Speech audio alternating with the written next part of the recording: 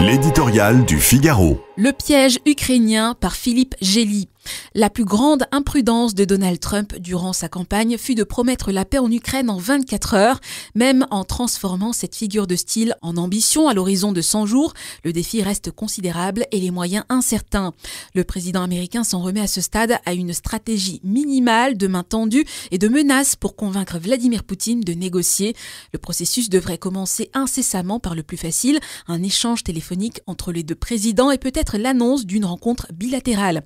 Mais il manque à la démarche de Trump un élément central, sa vision de la paix.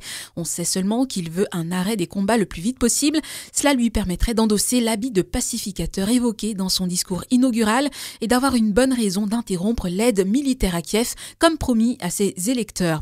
Quant à savoir si la cause de l'Ukraine est juste, si l'agresseur russe doit être privé de la victoire pour être dissuadé de nouvelles aventures militaires, cela ne paraît guère le préoccuper. Plus on se rapproche du théâtre d'opération, plus la question est pourtant cruciale. Elle l'est pour Poutine, qui considère avoir l'ascendant sur le terrain et exige toujours une reddition ukrainienne aux conditions posées dès 2022 pour justifier son invasion. Elle est aussi pour Volodymyr Zelensky, qui attend des garanties de sécurité solides pour consentir à des compromis sur l'intégrité de son pays. Elle est enfin pour les Européens, pris entre la peur des appétits du Kremlin et celle d'un abandon par Washington.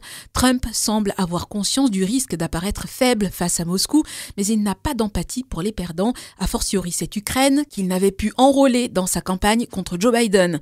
Le chef de la Maison-Blanche se retrouve pris au piège, une situation qu'il déteste, sauf à renier sa promesse de paix.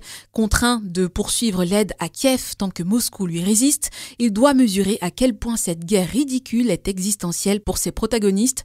Personne ne veut d'un deal au rabais. La suprématie américaine dont il s'est fait le champion s'accommoderait mal d'une victoire trop facile de Poutine.